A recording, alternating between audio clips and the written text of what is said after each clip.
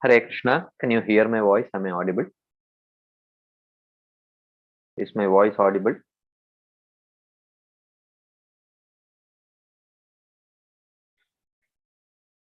Hare Krishna. Okay, let's start.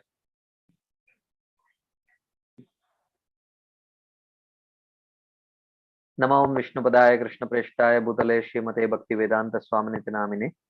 Namaste Saraswati Deve Gauravani Pracharine Vivishesha Shunyavadi Paschatya Deshatarine. Jai Shri Krishna Chaitanya Prabhu Nityananda Shri Advaita Gadadhara Shivasadi Gaura Bhakta Vrinda. Hare Krishna, Hare Krishna, Krishna Krishna, Hare Hare. Hare Rama, Rama Rama, Hare Hare. Hare Krishna. So thank you very much for joining today's session. We have been discussing from the 8th chapter of Bhagavad Gita. The chapter is titled as Attaining the Supreme or Taka Brahma Yoga. So in the first 6 chapters of Bhagavad Gita, Krishna spoke about Guni Bhakti or practices where Bhakti is a secondary element only. So in the third and fourth chapter, he spoke about Karma Yoga. In the 5th chapter, he spoke about Jnana Yoga. And in the 6th chapter, he spoke about Ashtanga Yoga. And in all these practices, Bhakti is secondary and Karma, Jnana and Yoga are primary. So this is something that he discussed in the first 6 chapters.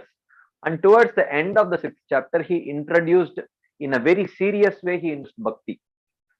Yoginam api sarvesham madgate nantaratmana shraddhavan bhajate yomam same yuktatamo mata. In this way, he spoke about Bhakti. And then he elaborated this Bhakti, he explained what this practice of Bhakti is, beginning with the 7th chapter. Maya saktamana partha yogam yunjan matashraya asamshayam samagram mam yatagyasya tachunu. He gives the hint that only by Bhakti one can know Krishna completely or properly. It is only by Bhakti one can understand Krishna. He introduces that theme. And after that, in the 7th chapter, further he speaks about Pradhani Bhuta Bhakti. Pradhani Bhuta Bhakti means where Bhakti is predominant. Bhakti is predominant. So he spoke about 4 kinds of people who surrendered to Krishna.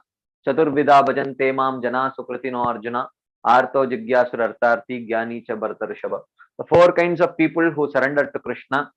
So Artha, Jigyasu and Artharthi, these 3 are Karma Mishra Bhaktas, and the Jnani is the Jnana Mishra Bhakta who worships Krishna, but his worship of Krishna is tainted with his past practice of Jnana, the path of Jnana, which induces in his heart a strong sense of, you can say, worshipping the Lord in a very majestic way, and also not aspiring for a very intimate relationship with the Lord. So this is the result of his past practice of Jnana. So in this way, he introduces Karma Mishra Bhakta and a Jnana Mishra Bhakta. And he also, towards the end of 7th chapter, he introduces a devotee who worships Krishna for liberation. So, Jara Marana Mokshaya Mashritya Yatantiye Te Brahma Tadvidu Krishnam Adhyatmam Karma Chakilam. So he speaks about a person who worships the Supreme Lord for attaining liberation, and he says if one has to attain that by such a worship, one should know. He gives 6 such a person, he says that he knows 6 terminologies. Te Brahma Tadvidu Krishnam Adhyatmam Karma Chakilam Sadi Bhutadi Daivam Mam Sadi Yagyam Chaye Viduhu Prayana Kale Apicham Te Vidu Yukta Chetasa. He says that such a person knows the Adhyatma, Adibhuta, Adidaiva, Adiyagya, Brahman and Kam. These 6 things he knows. And such a person, if he knows, even at the time of death, he can remember Krishna. So this is how the 7th chapter ended. And interestingly, he does not speak much about uh, he does not speak much about uh, he does not elaborate on these terminologies. Hmm? He does not elaborate on these terminologies. So this 8th chapter starts with Krishna, Arjuna asking Krishna about these 6 terminologies.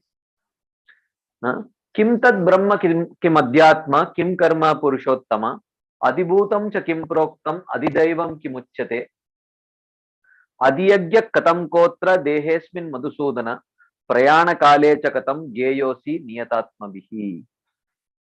So he says that the 7 questions are: what is Brahma, what is Adhyatma, what is Karma, what is Adibhuta, what is Adidaiva, what is Adiyagya.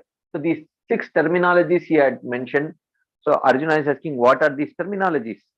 And and how is Krishna to be known and remember at the time of death? This is the question that he asks.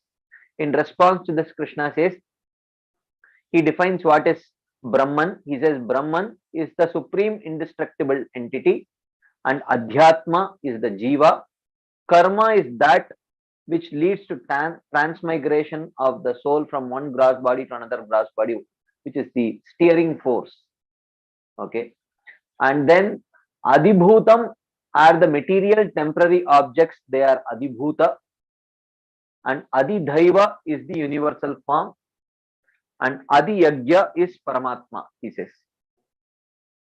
So, so one who knows about these aspects, in the previous chapter, he says that by worshipping Krishna, he can attain liberation. And then he says, Antakalecha mameva smaran muktva kalevaram ya prayati samadbhavam yati nastyatra samshayaha. At the time of death, one who has realized me. So even though the word smaran generally refers to remembrance, Srila Vishwanath Chakravarti very clearly mentions this is not about generic remembrance, it is about complete realization.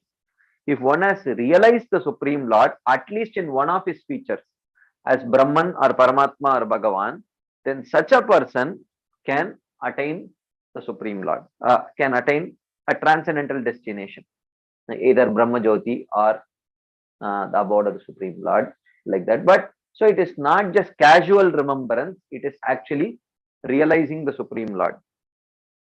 Why? Yam yam vapi smaran bhavam tejatyante kalevaram tam tameva iti kaunteya sada tadbhava bhavitah. So he says, whatever one thinks of at the time of in one's body, one attains a state similar to that object. To that object which he has been meditating upon throughout. Okay. So like that he says. So which means meditation on whatever has been the object of one's constant meditation, one actually is able to, only that one will able to remember at the time of death. And then he says, therefore he continues, tasmat sarveshu kaleshu mamanrayudhya mayyarpita mano buddhir mamevaishyasya samshayah. He says, therefore at all times you should remember me and fight, O Arjuna. And what does it mean to remember Krishna?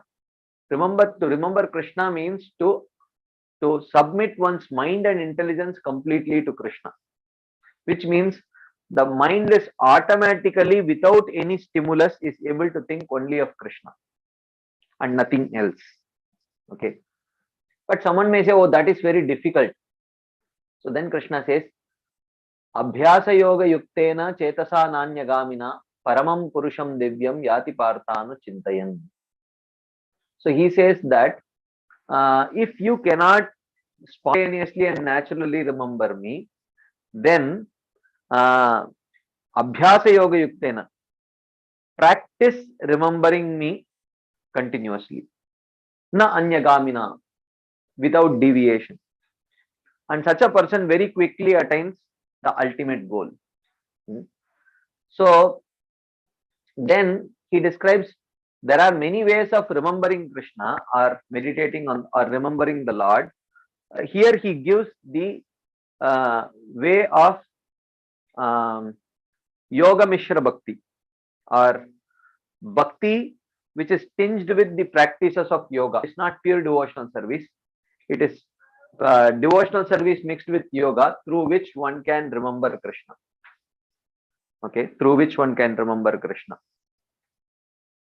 So he says, Kavim Puranam Anushasitaram Anoraniyam Manusmaredyah Sarvasya Dataram Achintya Rupam Aditya Varnam Tamasa Parastat Prayana Kale Manasachalena Bhaktya Yukto Yoga Balena Chaiva Bruvor Madhye Pranam Aveshya Samyak Satam Param Purusham Upaiti Divyam.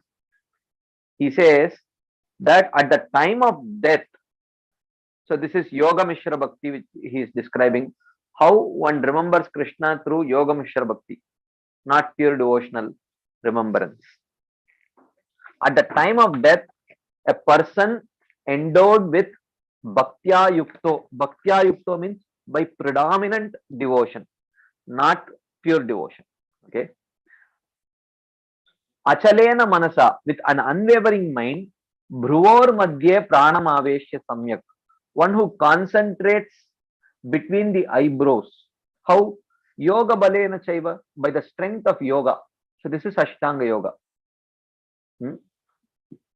And in this way, by focusing one's mind, by meditating in between the brows, he who remembers the Supreme Lord as omniscient, beginningless teacher, smaller than the smallest, who is the container of everything inconceivable and so on, Satam Param Purusham Upayati Divyam, he attains the transcendental supreme position, or he attains the transcendental supreme person, like that he says. So such a person attains the transcendental supreme person. So this is Ashtanga Yoga. Without practice of yoga, it is difficult to withdraw the mind from sense objects for such persons, not for devotees. Therefore, one should execute bhakti along with some type of yoga practice. But this is the instruction for those who do not have pure devotional faith, for them. Okay. The Lord here speaks of such bhakti mixed with Ashtanga Yoga or Yoga Mishra Bhakti in 5 verses, starting with this 2 verses. Okay. So then he says that Yadaksharam Veda Vido Vadanti Vishanti Yadyatayo Vitaragaha Yadichanto Brahmacharyam Charanti Tatte Padam Sangrahena Pravakshe. He says, along with the method, I will speak of the final goal, which the knowers of the Veda call Om. So, which is Brahman actually. So that along with the method, I will also speak of the final goal, which the knowers of the Veda call Om, and which the sannyasis who have given up attachment attain, which is Brahman, and desiring that they practice celibacy. Yadichanto brahmacharyam charanti tatte padam sangrahena pravakshe. I will speak about that destination also for you, O Arjuna, that goal also to you. Then he says, what is this practice? Sarvadvarani sanyamya manohridi nirudhyacha murdanyadhyatmana pranam astito yogadharanam omityekaksharam brahma vyaharam ma manusmaran ya prayati tejan deham sayati paramam gatim. He who leaves his body while withdrawing the senses from the sense object, this is pratyahara, and concentrating the mind in the heart, which is dharana, and fixing the prana in the Agnya Chakra. Agnya Chakra is between the eyebrows. There are 6 chakras. This is the 6th chakra, after which he forces the prana to escape through the Brahmarandra.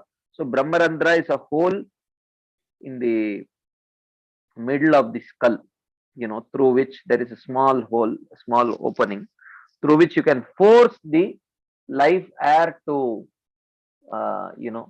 break through that hole and escape to Brahmajyoti. Okay. So this is actually Yoga Mishra Bhakti. This is not pure devotional practice. Yoga Dharanam, completely absorbing his thoughts on uttering the syllable Om and remembering me constantly, he attains my planet. Sayati Paramam Gatim. So a Yoga Mishra Bhakta, he attains Sayujya Mukti. Sorry, not Sayujya Mukti. He attains the planet Salokya Mukti. He may not attain pure, he may not attain prema. He will not attain prema, but he can attain the planet of the Lord because of his predominance of bhakti. Even though it is not pure bhakti, but that is because of predominance of bhakti, he can attain the planet of Krishna. So he says he attains Salokyam Paramam Gatim. So then, so in this way, in 5 verses, he talks about how by remembering the Supreme Lord through the path of Yoga Mishra Bhakti, one can attain the planet of Krishna. Okay. Then he says, Ananya Chetaha Satatam Yomam Smarati Nityashah Tasyaham Sulabha Partha Nitya Yuktasya Yoginaha.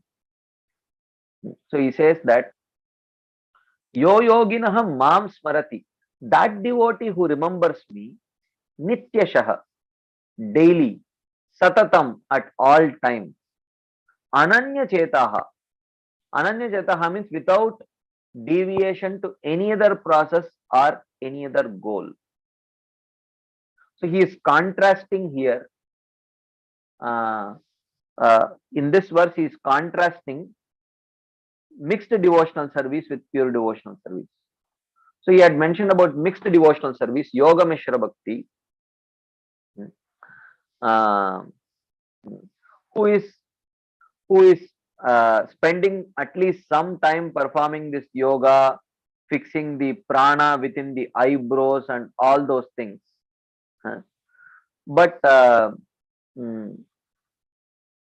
so that is the yogi. Whereas this pure devotee, he is yo yoginaha mam smarati nityashah satatam. He who remembers me daily and at all times, ananya chetaha, without distracting his mind for attaining the other goals like salokya mukti or anything like that, or other processes like karma jnana yoga etc. Nitya yuktasya, and his only goal is to establish an eternal relationship with me in one of the 5 rasas.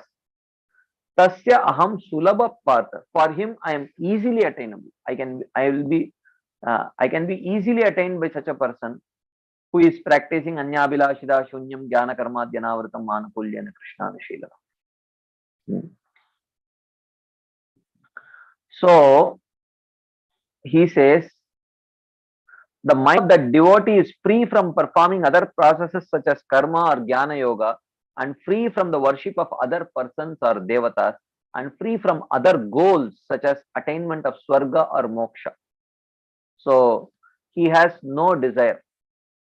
Otherwise, in the 7th chapter until now in the 8th chapter, Krishna has described about the Karma Mishra Bhakta, the Yoga Mishra Bhakta, the Mokshakami Bhakta, and the Jnana Mishra Bhakta. All these kind of mixed devotees he had mentioned, even though they have predominance of devotion, but it is mixed with Karma, Jnana, Yoga, etc. Now he is talking about a pure devotee whose mind is not distracted by other goals and other means to attain those goals. So he is practicing pure devotional service with no other desire other than the desire to establish a relationship with Krishna in one of the 5 rasas, like that. So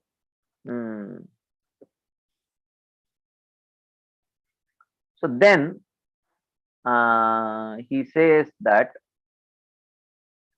it is not mixed with the difficulties encountered in practicing yoga, jnana and the other processes, and I can be easily attained by that person by that bhakti. And such a person desires constant association with Krishna, okay, like that. Then he says, Mam upetya punarjanma dukkalayam ashashvatam. Napnuvanti mahatmanah samsiddhim paramam gatah. So he says, attaining me. Once one attains Krishna, mahatmanah, those great souls, na punarapnuvanti, they do not return. Dukkalayam ashashvatam janma. They do not return to a birth which is full of suffering and temporary. Samsiddhim paramam gataha. Paramam samsiddhim gataha. Having attained the topmost goal of personal service to Krishna, such persons who perform Anyabilashita Shunyam Jnana Karmadyanavritam Anukulyana Krishnanushilanam, that kind of bhakti, and perfects that bhakti, and having attained a personal relationship with Krishna, such people do not come back again. Okay. So he says that okay. So when I take my birth, so here he says, uh, attaining me, they do not attain birth again, which is full of suffering and temporary, but they attain a birth similar to mine, which is full of joy because it is eternal. When I take my birth, which is full of joy, spiritual and eternal, in the house of Vasudev, my devotees, being my eternal associates, will also take such birth, and not at other times which is caused by karma. So, when Krishna comes, these devotees who have become eternal associates, they may also come with Krishna. But otherwise, they do not come because their birth is not stimulated by karma.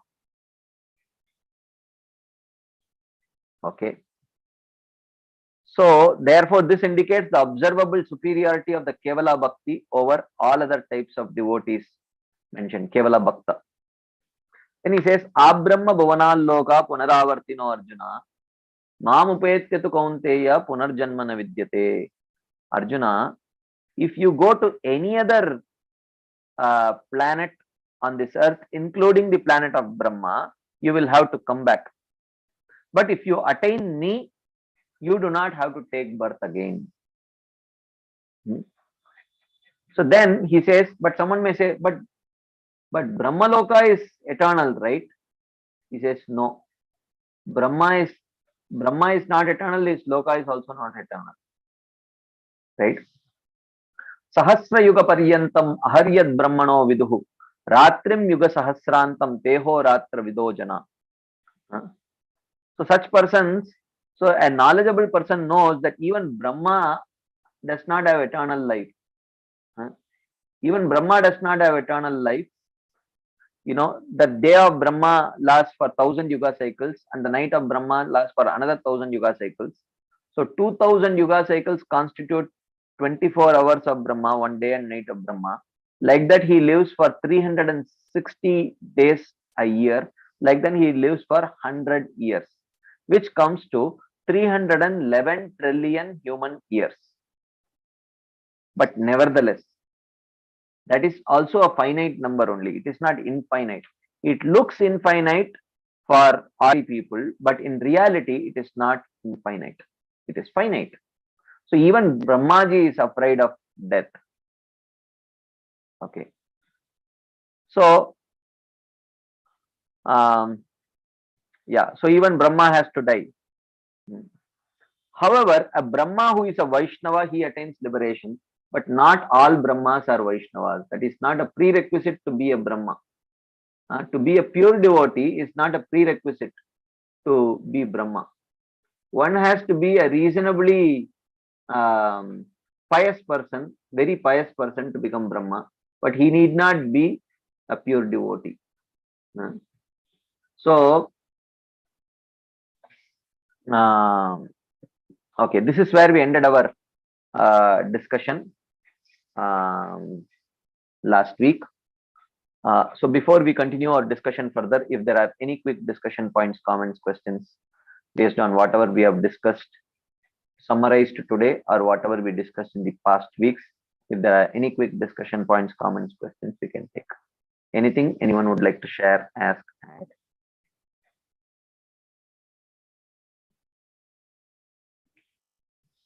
Okay. If there is Okay, yes, Shyam Mukundo. Hare Krishna, Prabhuji, Dandavat Pranam. Dandavat. Prabhuji, just got the question in mind that so Brahmaji, who is not a devotee, so Mm-hmm. if again Brahmaji comes to the material world, so Mm-hmm. are there any examples that Brahmaji also becomes any of the living entity like human birth, or he becomes Brahmaji only? No. He may not become Brahmaji because because he has utilized all those piety by Uh, enjoying the life of Brahma. So he may get a human birth, I don't know. At least probably he will at least get a human birth. That's what I'm thinking. okay, yes, Prabhu. This question just got in my mind. So thank you, Prabhu. Hare Krishna. Yeah, demigods are devotees, but they may not necessarily be pure devotees. Even pious people, uh, they they are devoted to the Supreme Lord, but you cannot say they are exactly devoted to the Supreme. They worship the Lord, but they may not. They may be mixed devotees like that. And by the end of Brahma's life, if he does not perfect his mixed devotional service, he will not go back home. He will come back to continue where he left. So it's when we say Brahma need not be a devotee, it means Brahma need not be a pure devotee. That's what it means. Uh, He may be a very pious soul who also worships the Supreme Lord, but bhakti may not be predominant. Bhakti will definitely has to be secondary. uh, but bhakti may not be dominant in his practice. It may be secondary. uh. Okay, there is a question in the chat box. I have read in Srimad Bhagavatam that Brahma with his associates will go to the spiritual world only under the condition that if that Brahma happens to be a pure devotee, and only if those associates also happen to be pure devotee, then they will go back to the spiritual world. Otherwise, if Brahmaji, there are multiple options. Brahmaji may be a pure devotee. At the end of life, he will go to spiritual world, and his disciples or the residents of Satyaloka, they may be pure devotees. In that case, they will also go to spiritual world.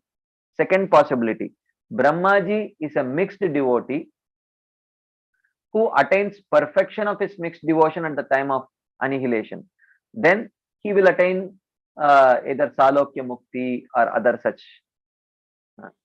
And his associates are the residents of Satyaloka, depending on their perfection. If they happen to become pure devotees and they attain perfection of pure devotional service, then they will go to the spiritual world and establish a relationship with Krishna. If they happen to be pure devotees but not attain the perfection of their pure devotion, then they will take birth again to attain perfection of pure devotion. If they are mixed devotees who have attained perfection of their mixed devotion, then they will attain the spiritual world, but without prema. But if they have not attained perfection of their mixed devotion, they will take birth again to perfect their mixed devotion. So therefore, no one is guaranteed. And just by being in Brahmaloka or Satyaloka, no one is guaranteed, including Brahma. To go to the spiritual world is not at all a guarantee. So when sometimes it is mentioned like that, it may refer to particular Brahma who may have that qualification. Otherwise, Swadharmanishta Shatajanma Vippuman Virinchitameti Tatapnimam. Lord Shiva tells the Prachetas that one who perfectly practices the Varnashrama Dharma or a very pious life for 100 lifetimes, he becomes qualified to become Brahma. So to be a pure devotee is not a qualification to become Brahma. One has to be an extremely pious person. That is the qualification. So there is no guarantee. There is no guarantee that Brahmaji has to go back to the spiritual world. This is not a guarantee at all. The very fact that lifespan of Brahma is indicated here is to show that even Brahmaji is afraid of death. So there is no guarantee even for him. That is the very reason for mentioning about Brahmaji's lifespan. Otherwise, why is Brahmaji's lifespan mentioned here? It is mentioned here to create a contrast. To create a contrast that mamupetya tu kaunteya punarjanmana vidyate. If one attains me, there is no birth again. But what about Brahma? Even Brahma has to take birth. He is afraid of death. Like that it is mentioned. Okay. So, like that. Okay. Ramacharya Prabhu. Hare Krishna, Prabhu. Yeah. Prabhu, 7.2 says that Gyan has two components, knowledge has two components, Gyanam cha Vijnanam, Idam Vakshami Sestaha. So 7th chapter talks about Aishwarya and Madhurya. That's what we have learned, Gyan and Vigyan. So 7th chapter talks about Aishwarya. 8th chapter also we are just talking about some part of the Aishwarya. And then Yeah. 10th chapter also talks about Lord's Vibhuti. So mostly it's talking about Aishwarya. Yeah. So where is this Vigyan part? Is it like Bhakti part that Very Krishna is talking? faintly touched. In Bhagavad Gita, it is only very faintly touched. In terms of, you know, apichet suduracharo bhajate mam ananya bhak and Chipram kaunteya pratijanihi name bhakta pranashyati ananyas chintayanto mam yajana paryupasate. In these kind of verses, that Krishna's personal deep concern for the devotees is very faintly touched. In Bhagavad Gita, that Vigyan part or the Madhurya part is not very prominently, mentioned actually. So we have Bhagavatam for that. Yeah. Thank you, Prabhu. Hare Krishna. Okay, there is another question in the chat box. Devotee's next birth is not caused by karma. Who is considered a devotee? Or in other words, whom does Krishna consider a devotee? Adau Shraddha. But that Shraddha has to be Anyabhilashita Shunyam Jnana Karma Janavritam Anukulya Shnanashilana. So if that is there, then Krishna considers that person to be a devotee. For him, his next birth is not due to his karma. Or it is not, when I say it is not due to his karma, not that he is not responsible for his actions. When I say it is not due to his karma, I mean it is not due to the law of karma. But certainly every single person in this world is responsible for his action. So if a devotee performs very good devotional actions and progresses more, then he gets rewarded accordingly. But if he is very careless in his practice of devotional service, then he is not rewarded as much. He may be punished for it. Everyone is responsible for their actions, but who takes the responsibility of giving reward or punishment to that person? If he is a devotee, Krishna takes responsibility. If it is not a pure devotee, then the law of karma takes responsibility. So devotees are certainly responsible for their action, but they are not punished or rewarded by the law of karma. They are punished and rewarded by Krishna for their actions. But everyone is responsible for their actions. Okay. There is another question. Does Krishna impart the Vedic knowledge to every new Brahma's heart? Yeah, he does. He does. But not all, they act as a medium, but not all Brahma, not all the Brahmas may necessarily, in one sense, understand the essence of those Vedas and practice pure devotional service. That is not necessary. So they are like the Supreme Lord's mouthpiece.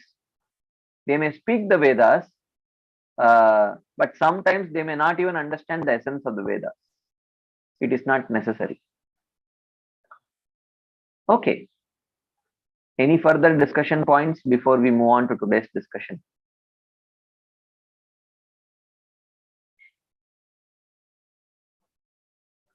Okay, if there is none, let's continue our discussion further.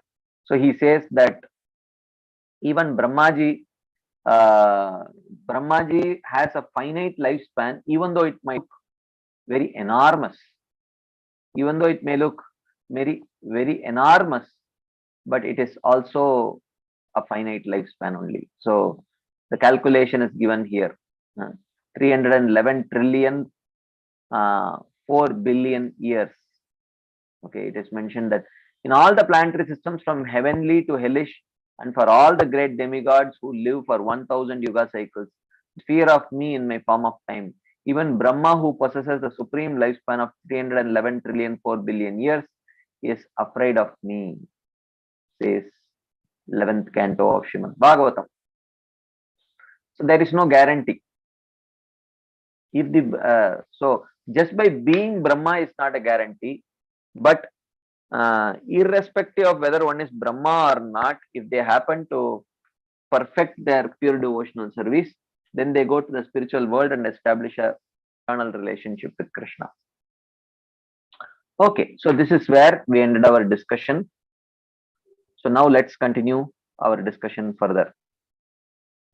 Krishna says, Avyaktadyaktayaः sarvaah prabhavantyah ragame ratyagame praliyante tatraiva vyakta samyake. Ahar agame. At the beginning of Brahma's day, ahaha means day. When the day of Brahma starts, sarvaha, all the living entities, avyaktad vyaktayah prabhavanti. They become manifest from the unmanifest state. So at the beginning of Brahma's day, what happens? There are 14 planetary systems, right? Okay. Of the 14 planetary systems, above Swarga, Mahar, Jana, Tapa, and Satyalokas, they are all Kalpavasis. Okay. So they live up to the lifespan of Brahma. Okay. So they don't give up their body, and they don't die. But till Swargaloka, Bhuvarloka, Bhuloka, okay, till Patala Loka, and the 7 nether planets, all of them till Swargaloka, from Patala till Swarga gets destroyed when the night of Brahma starts. So all the living entities who are living in these 9 planetary, sorry, 1, 2, 3, 4, these 10 planetary systems, they enter into the body of Garbhodaka Sai Vishnu. They enter into the body of Garbhodaka Sai Vishnu and rest there till the day of Brahmas again. Okay. And at the end of the lifespan of Brahma, all the living entities from Patala Loka to Satyaloka, all the 14 planetary systems, if they have not become qualified to attain a transcendental destination, they all enter into the body of Karanodaka Sai Vishnu. Okay. This is the explanation. So, Ahar Agame, at the beginning of Brahma's day, Sarvaha, all living entities, Avyaktad means from the unmanifest state, Vyaktayah Prabhavanti, they become manifest. And Ratri Agame, and thereafter when the night falls, Tatra eva Avyakta Samgyake Praliyante. Tatra eva, to that very same place, Avyakta Samgyake, which is known as Avyakta Praliyante, they merge into that very same this thing. Okay, like that. So which means even at the time of dissolution or the night of Brahma, they do not attain actually liberation if they are not qualified. So he says, those who are inferior residing within the 3 planetary systems perish day after day. Madhusudan Saraswati says, the word Avyakta refers to Brahma in his sleeping state and not a total dissolution. Because if it was total dissolution, then there would not be Ahar Agame, at the beginning of Brahma's day, because there is no complete dissolution at the end of Brahma's day. At the end of Brahma's life only, there is a complete dissolution of all 14 planetary systems. They all get destroyed only at the end of Brahma's life, not at the end of Brahma's day. The word Avyakta refers to Brahma in his sleeping state and not a total dissolution, since during the daily creation and dissolution of the universe, the elements remain intact. It should be intact, not intake. Okay. Since during the daily creation and dissolution of the universe, the elements remain intact. So they don't go into the body of Karanodakasaya Vishnu. Then, from a sleeping state, through Brahma, the places of enjoyment in the form of bodies and objects of enjoyment manifest or become suitable for use. So then, when the day of Brahma starts, then Brahma orchestrates the manifestation of the 10 planets which have been destroyed, and he also orchestrates the manifestation of the bodies of the living entities which have also been destroyed at the time of Brahma's day, according to their residual karma and swabhava. According to every living entity's karma and their swabhava, Brahma orchestrates that they get appropriate bodies. Okay. At the coming of night, when Brahma sleeps, everything disappears within him. Everything includes the 10 lower planetary systems. And not the 14. The 4 upper planetary systems do not get destroyed at the time of Brahma's sleeping. Then Krishna continues, Bhutagramasa evayam bhutva bhutva praliyate ratyagame vashapartha prabhavatyah. He emphasizes the same point again in this verse. He says, Saha Bhutagramaha. In this way, all the living entities, Bhutagramaha means the collection of all living entities, Bhutva Bhutva Praliyate. Having appeared, Praliyate, they get destroyed. They get means that their body gets destroyed or they disappear. Ratriagame, when the night of Brahma comes. Prabhavati Aharagame, and they again manifest when the day comes. Avashaha, under the control of karma, every living entity, at least within the 10 planetary systems, they at the night of Brahma, they go inside the body of Garbhodakasaya Vishnu, and when the day of Brahma starts, they come out again and they get their bodies and then they function like that. Okay. So, like that. So this is the conditioned state of living entities in this material world. And this is true even at the time of universal dissolution, at the end of life of Brahma also. Even those living entities within the 14 planetary systems, if they are not yet qualified to attain a transcendental destination, they all go inside the body of Karanodakasaya Vishnu or Mahavishnu and remain for another 311 trillion 4 billion years. And then again, when it is time for the next creation to start, they all come out of the body of Karanodakasaya Vishnu and again they get their body and they start functioning like that. Any quick discussion points, comments, questions, anything anyone would like to share, ask, add before we move forward?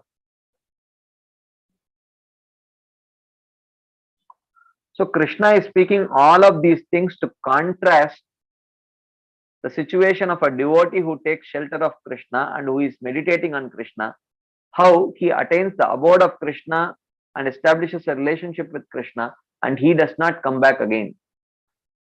Okay. Whereas in contrast to that, all the living entities of this material world who have not taken pure shelter of Krishna, they come back again. That's what is being indicated here, just to create a contrast. Any discussion points, comments, questions?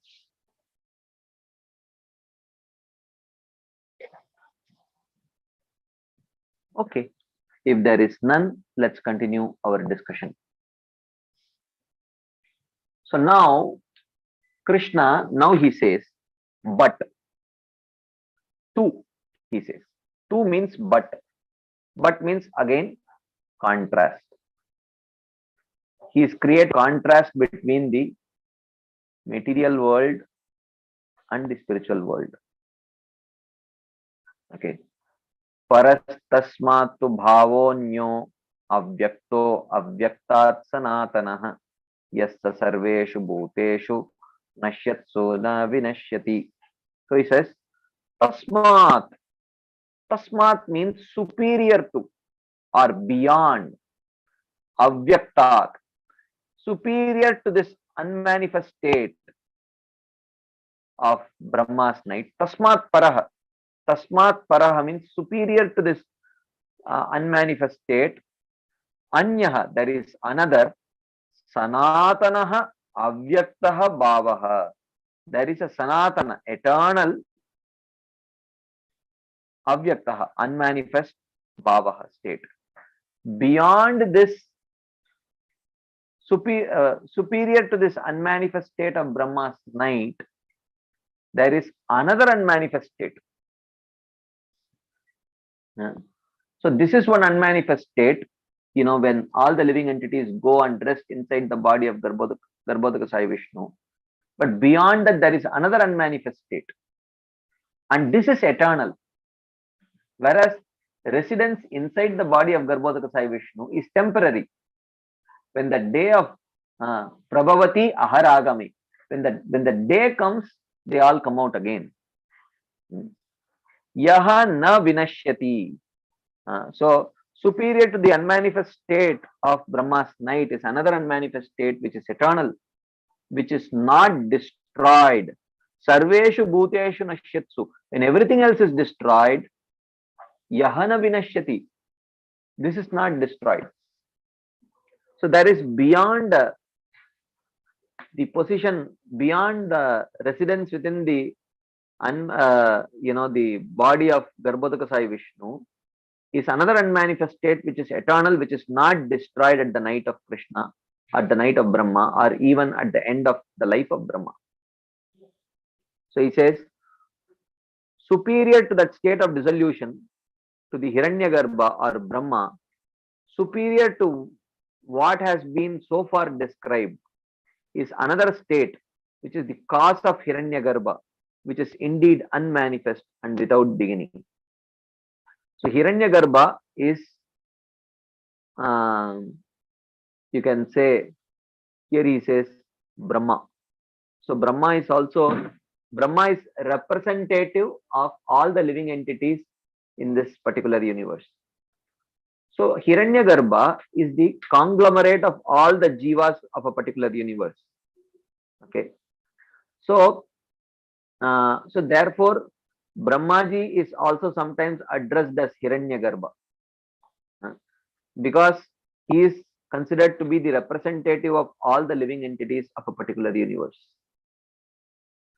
So superior to the state of dissolution and superior to even Brahma is another state which is unmanifest and without beginning. Okay. And what is that unmanifest state? He says, Avyaktokshara ityuktas tamahu paramam gatim yam prapya nanivartante tadhama paramam mama. So now he is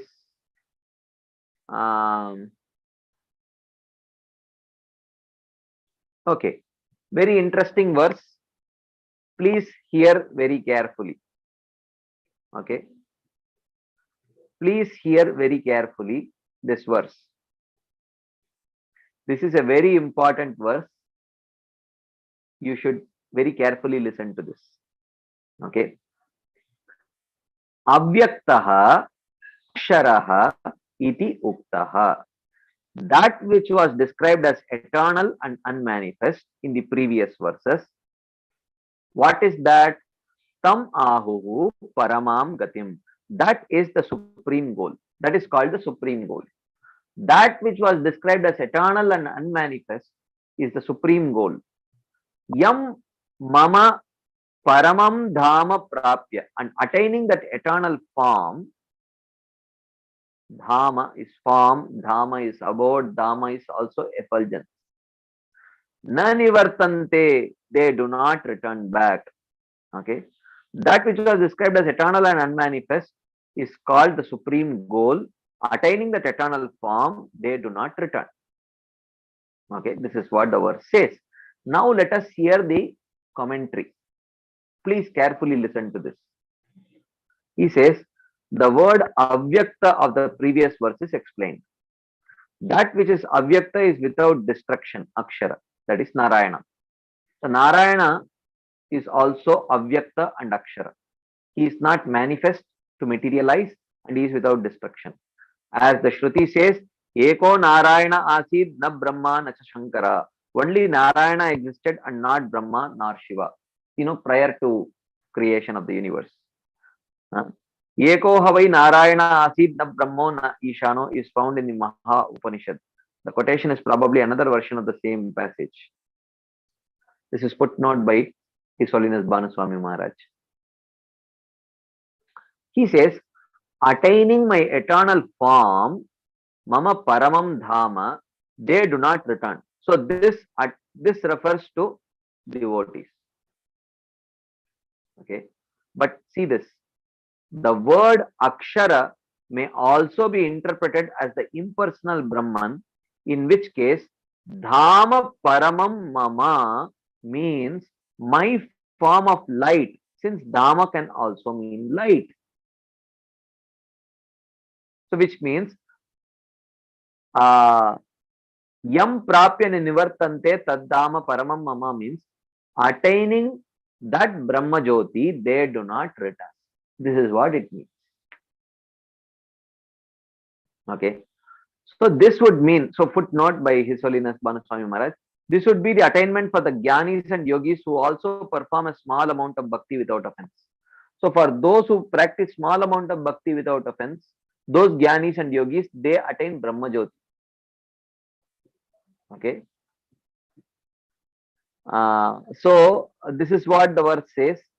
So yam prapyana nivartante taddhama paramam mama can refer to, for devotees, those who attain Lord Narayana, they do not take birth again.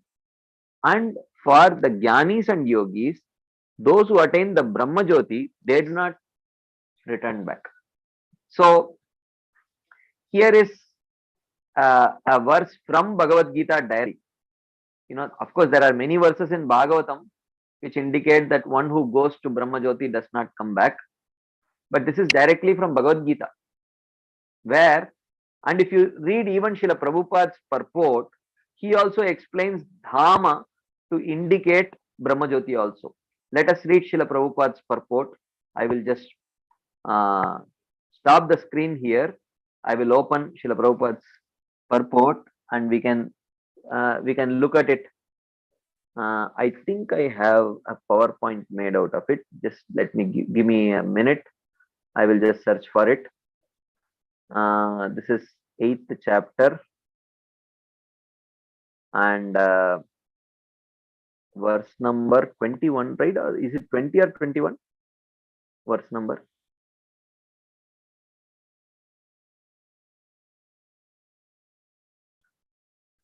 I just wish to see what Srila Prabhupada is writing here. I'm curious whether Prabhupada is touching this point or not. This is 21, I guess. Oh, yes. 21. Avyaktokshara ityuktas tamahu paramamdate. Okay, now I am sharing that screen with you. So let us see what Srila Prabhupada writes, and we will also see if Baldev Bhushan mentions something about it. We have read what Vishwanath Chakravarti writes. Srila Prabhupada writes, the supreme abode of the personality of Godhead Krishna is described in the Brahma Samhita as Chintamani Dham, a place where all desires are fulfilled. The supreme abode of Lord Krishna, known as Goloka Vrindavan, is full of palaces made of touchstone. There are also trees called desired trees that supply any type of eatable upon demand. And there are cows known as Surabhi cows, which supply a limitless supply of milk. In this abode, the Lord is served by hundreds of thousands of goddesses of fortune, and he is called Govinda, the primal Lord and the cause of all causes. Ishvara Parama Krishna Sachidananda Vigraha, and so on. Venum Konantamaravinda Dalaya Daksha, like that. The Lord is accustomed to blow his flute.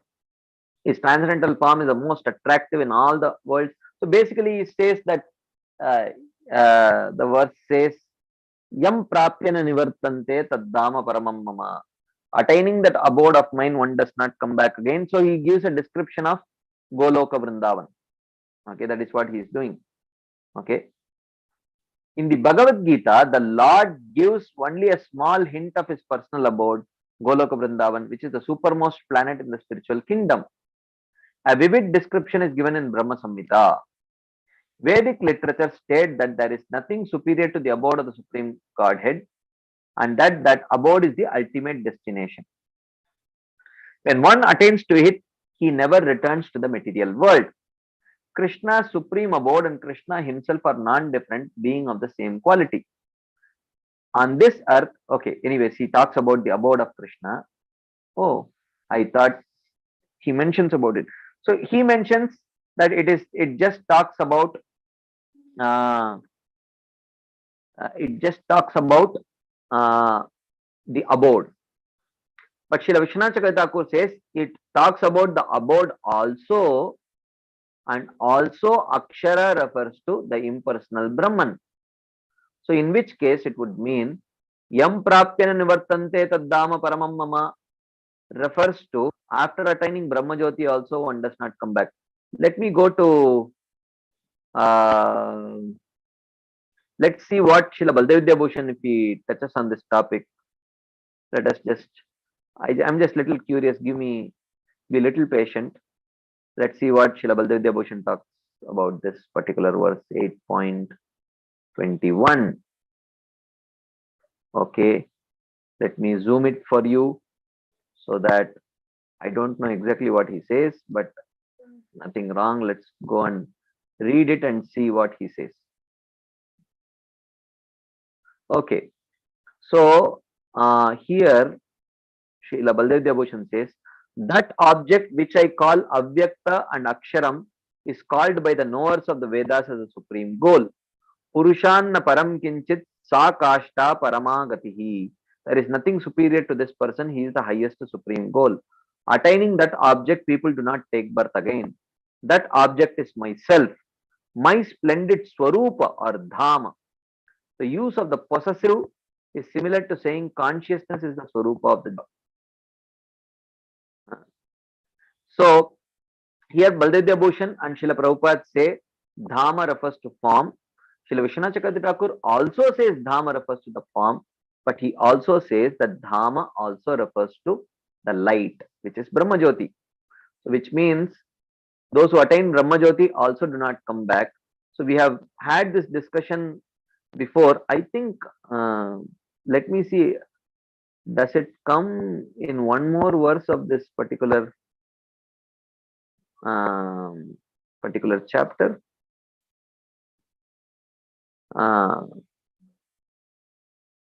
Oh, I think, yeah. Oh, yes. Yeah, in this chapter again it is going to come. So, yeah, this is going to come again. This point is going to come again. Just wait and watch in this very same chapter. Twice in this very same chapter, Krishna talks about attaining Brahman, not one who having attained Brahman, they do not come back.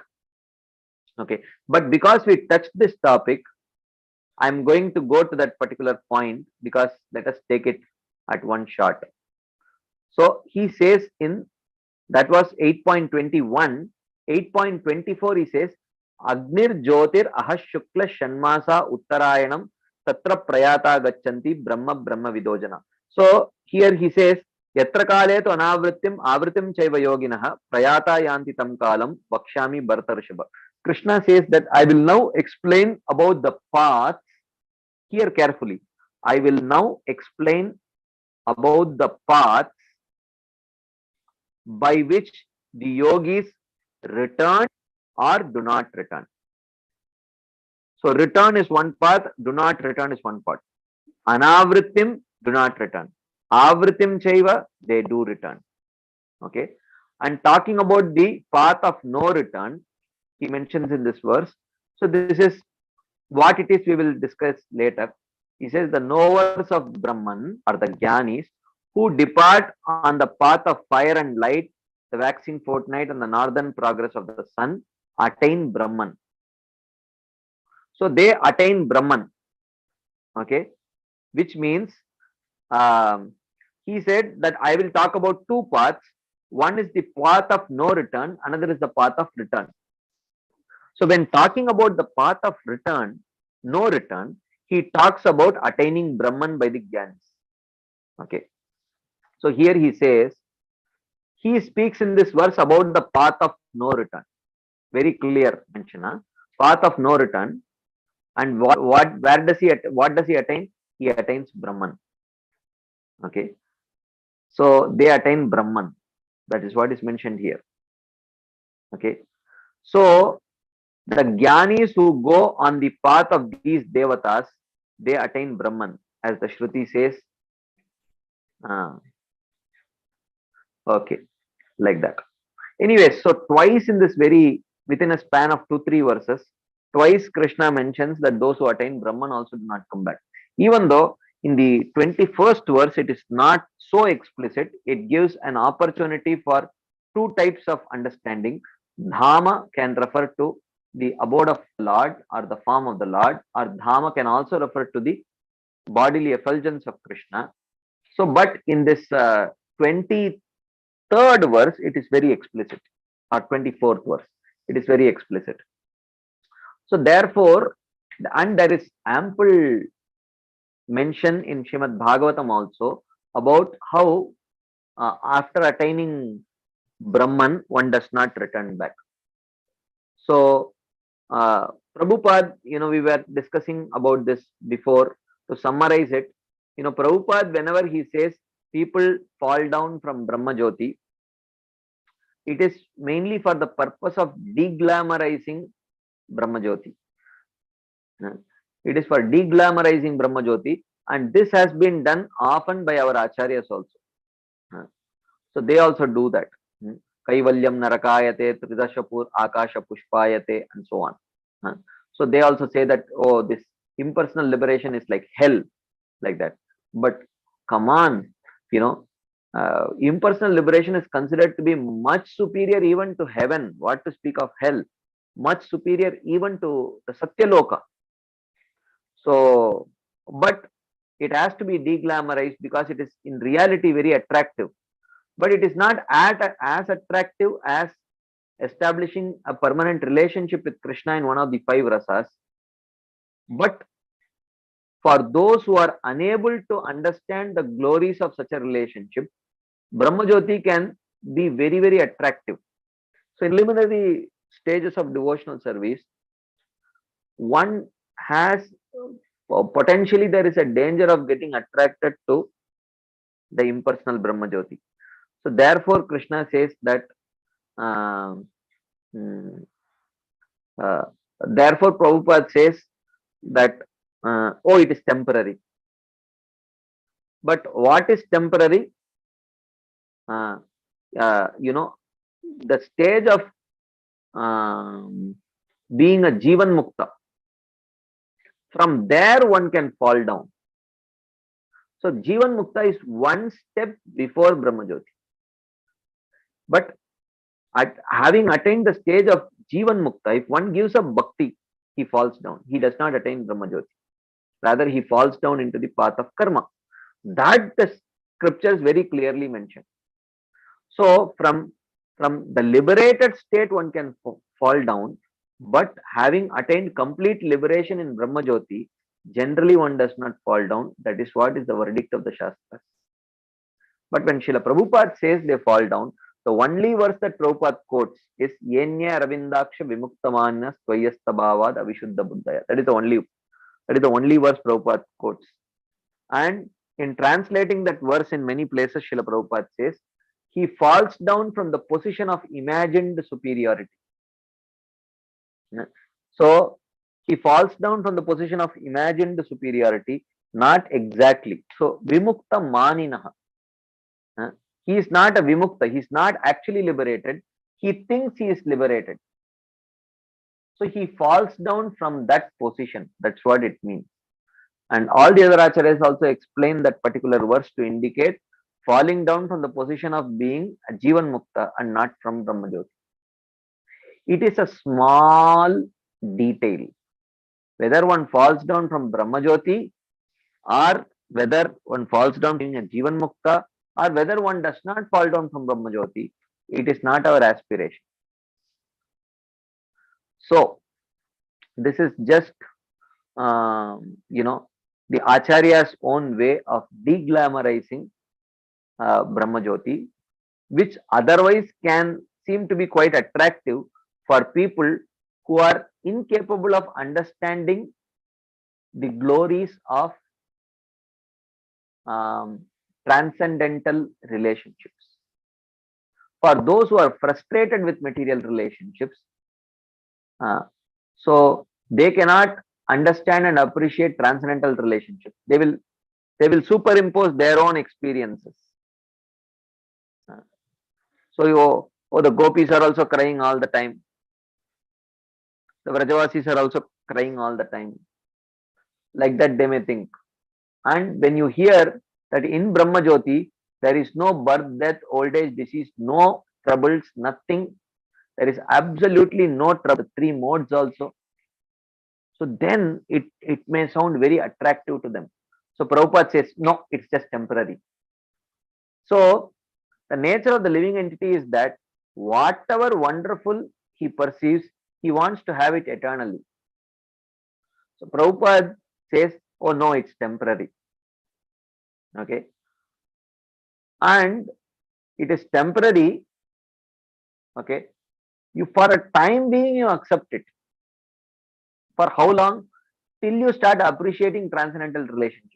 Once you come to that level, even when you know that it is not temporary but it is permanent, you are not attracted to it. Till then, okay, you have to be stopped. Like that. So it is just like telling a child, you want to stop a child from going out. He says, oh, a thief is standing outside with a sack in his hand. You go out, he will catch you. But there is no thief who is standing outside. But it is not a useless lie. It is just to protect the child from going out in the hot sun and getting burnt. That's all. So the child becomes afraid. But later when he understands the nature of, when he comes to, when he grows to a particular age where he understands the, he knows that there is no thief outside, but at the same time he also understands the rationale behind why the parents told like that.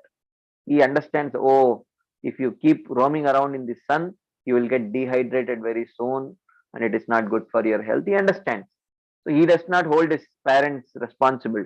When I was a child, you cheated me by telling that there is a thief standing outside. There was no thief outside. So I have been deprived of roaming around in the sun by you and getting some vitamin D in my body. No one holds the parents. When the child grows up, he does not hold the parent responsible and criticize them or sue them for this, because he understands the balance of the parents in telling such a thing.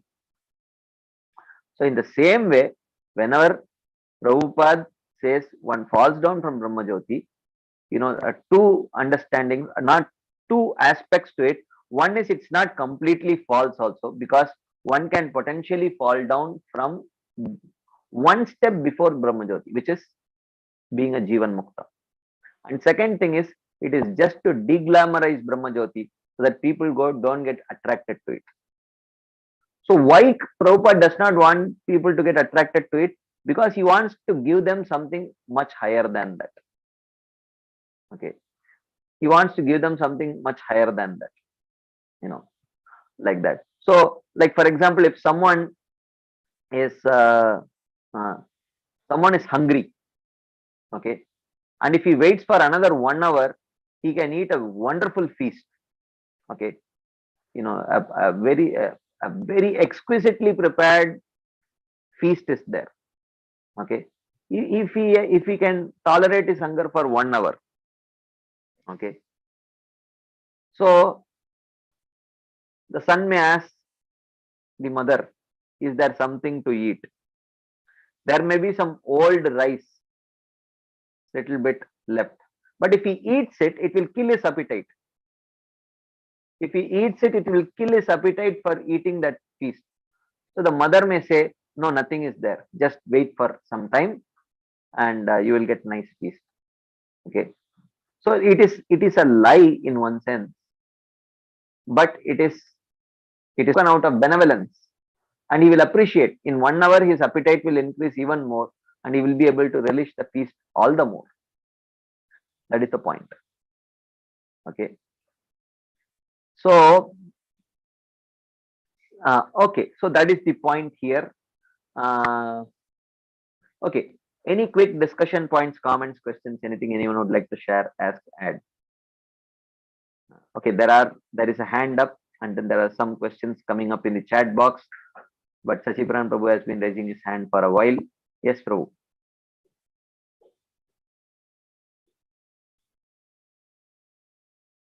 Sachiparan Prabhu. Haribol Prabhu, Dandat Pranam. Dandat Prabhu. So Prabhuji, my question is taking birth, rebirth, is there are two aspects. One is taking birth due to, for karmic, due to karma, karmic reaction, and Yeah. taking birth without karmic reaction. So, so the point mentioned that those who achieve the Brahma Jyoti, they don't take birth. It is because of they have completely come out of that karmic zone. Cycle. Yes. Cycle. So Yeah. even if they take birth, that birth is not due to the karmic reaction. No. What would be the purpose of such a birth? I'm asking you, what would be the purpose of such a birth? Maybe Krishna wanted to, send such souls for, for further their progress. Suppose they have achieved Brahma Jyoti, and suppose in Brahma Jyoti, if they wanted to go to the higher realm, is there any chance that they can go back? Yeah, from bhakti can be practiced anywhere. So for that reason, probably Krishna may send them back to Vaishnava family and give them a higher pleasure of Krishna consciousness, and they go back to Goloka also, na? Yeah, that is a lot of hypothetical things involved here, but this is not a rule, right? This is not a rule. I'm just thinking that like how the Nitya Siddha devotees particularly they take birth, they have a reason. Yeah, so yeah, now, they have a reason. So they want to please Krishna wherever Krishna goes. They want to engage in the mission of Krishna. But those in Brahma Jyoti do not have such desires. They don't have desires to enjoy in the material world. They don't have desires to actively serve Krishna. They are quite neutral people. So to push them, to move them is not easy. There has to be some impetus to move them. So therefore, what would be their impetus to come back to the material world? Very rare cases. It's not impossible. Sometimes some great devotees like Lord Shiva, they go to Brahma Jyoti, it is said, to preach. So by that, some people get inspired, some souls get inspired. It is possible, maybe, but it is not a rule. It is not a rule. Yes, sir. Thank you. Yeah. Yes, Ramacharya Prabhu. Oh, Hare Krishna. So according to process of creation, we know that from Karnodakshai Vishnu's pore, these universes are coming through the process of inhale and exhale. So when he exhales, all the universes comes out. Not And fully formed universes. huh?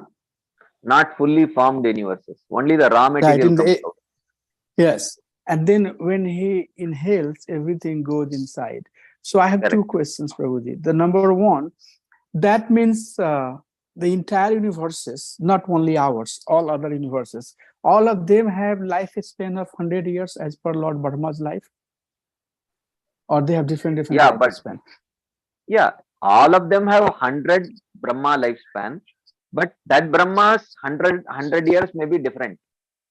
That Brahma's 100 years is our Brahma's 100 years is 311 trillion 40 billion 4 billion years, but other Brahmas may have much longer lifespans, and those universes may have much longer lifespans But according then to the how does lifespan. it, sorry, Yeah. but then how does it go back when, so the inhale and exhale has like, it's frequent Yeah, thing.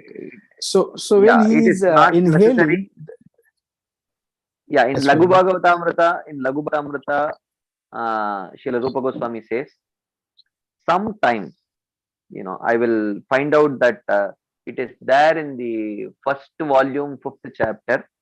Srila Rupa Goswami says that sometimes there is, I think he calls it Samakala Pralaya. All creation and annihilation takes place parallelly. All universes are similar, but sometimes it is not parallel. It is annihilation somewhere, creation somewhere, maintenance somewhere else. That is also possible. Both possibilities are given. Sometimes it is like this, sometimes it is like that. There are proofs for both, which is presented in Laghu Bhagavatamrita chapter, first volume by Srila Rupa Goswami. Oh, thank you, So Prabhu. it The is quite second, possible that creation is happening in one universe, maintenance happening in another universe, and dissolution is happening in some other universe. It is quite possible. So it is possible that some universes are already inside the body of bodily force of Sai Vishnu. Some are just coming out, some are just going in, some are already out, some are already in, like that. It is possible. oh. So you probably a little bit talked about it. So if we don't make our life successful Mhm, in this lifespan, mhm, when we leave this body, or the people who are caught into the cycle of samsara, mhm, at the time of annihilation, mhm. do we have to stay again 100 years in the body of, like 100 years Lord Brahma's time in the body of Karna Sai Vishnu? Yeah. Sleeping is, wow, it's too long. I mean, too long. I mean, but you will not feel. You will not feel that time. It is too long, true, but you will not feel that time. So only when the time is felt, long or short makes. So if someone is in coma or in a completely under anesthesia, his experience of time is nil. He does not experience time at all. So the living entities inside the body of Karanodaka Sai Vishnu are literally, in one sense, unconscious. So they don't experience the passage of time. So Thank you, there has to Prabhu. be, yeah, there has one has that consciousness is needed to observe the passage of time. So because there is no consciousness, they are in an unconscious state. They don't experience the passage of time. They're unconscious, or they are inactive, because soul cannot be unconscious, right? Yeah, but soul's consciousness can be, you can say, deactivated. So it is possible. Oh, Yeah, yeah. thank you, Prabhu. Okay, there are some more questions in the chat box. Let's take. Okay, one question. But for that, can truth be hidden? This is not hiding truth. This is actually a case of it is not exactly hiding truth. Others who know the truth may find it wrong. Yes, actually, there were discussions with there were discussions by even other Gaudiya God brothers of Srila Prabhupada with Prabhupada regarding this particular point. I don't know what was discussed, but they had discussed about it. And ultimately, Phalena Parichit, this is not a serious, even Jiva Goswami actually subdued Parakiyaras and seemingly promoted Swakiyaras, wedded love. He, as if in Gopal Champu, he projects it to be superior than, or seemingly projects it to be superior than Parakiyaras, which is not true, but he does it for a particular purpose. So therefore, this is not an unprecedented thing in our parampara. I mean, I am not telling that the end justifies the means in all cases, but when acharyas do it, the end definitely justifies the means, and you can see the effect actually. So yeah. Okay, there is another comment here. It looks like, once a person asked me, why should I be in such a Vipralamba relationship like the gopis? Why should I not merge with the Brahman as it has no pain? Yeah, for such a person, how are you going to even explain to him that Vipralamba is actually pleasure?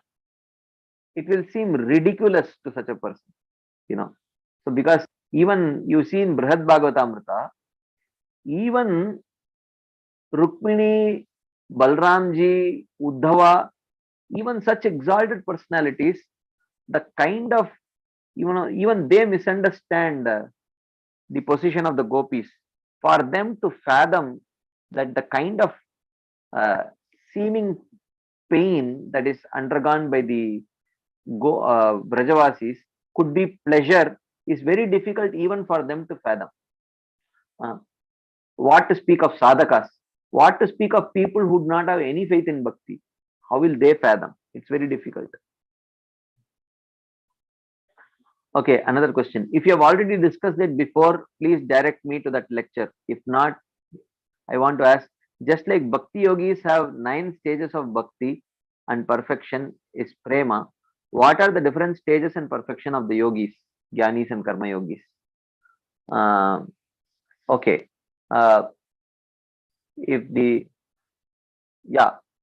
Okay.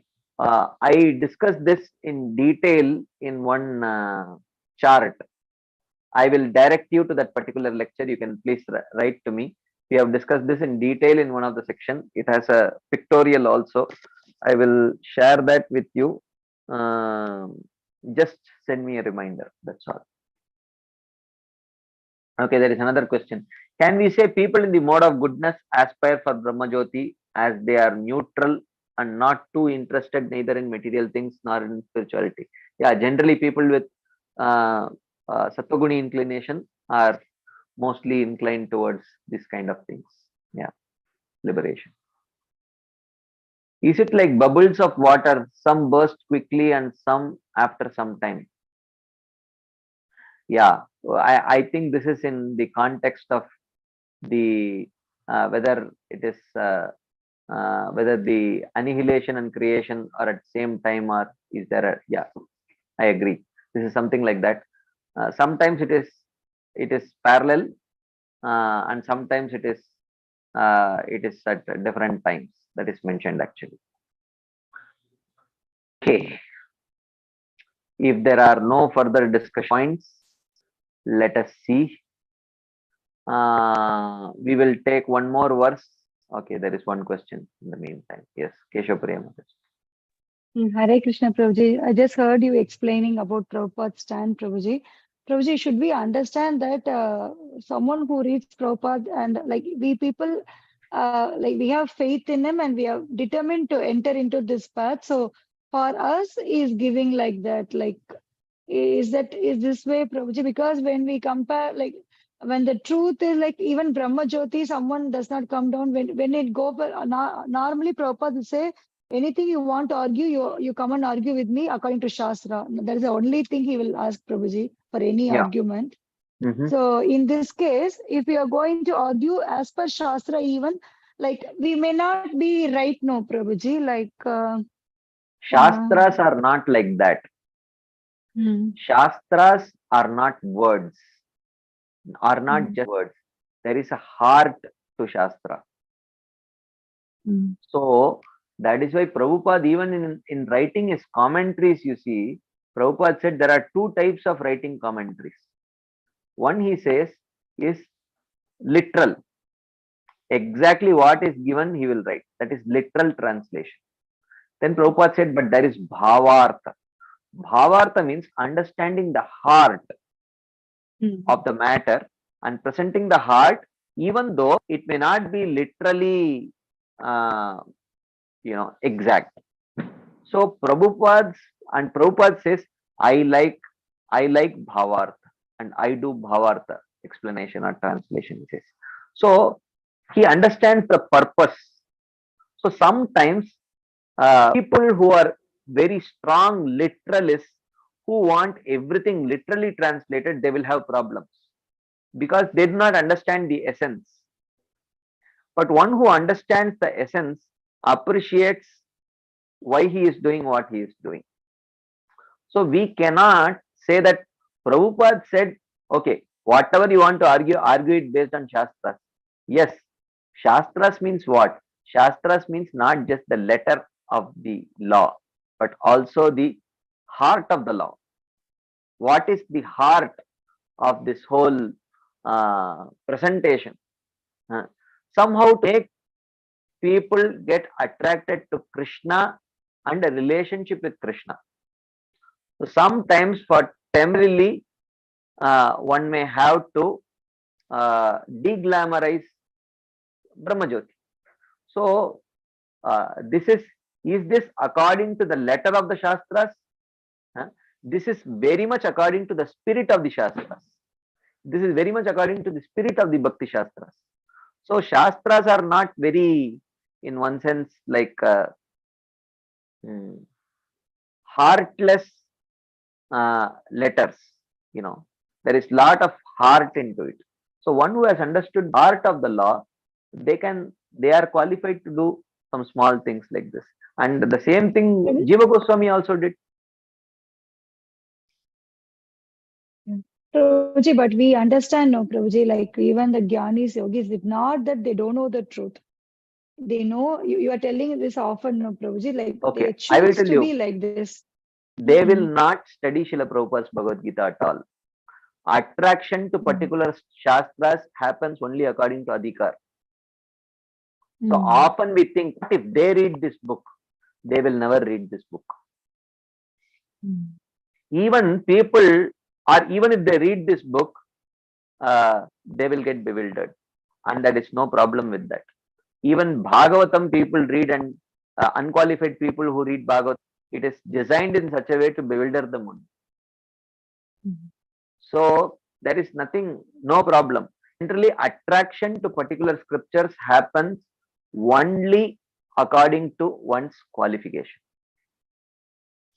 And this is so true. Even though, are there not Jnana Shastras in our Vedic literatures? Are there not Yoga Shastras? Yes. Are there not Shastras? Why you have not read those Shastras?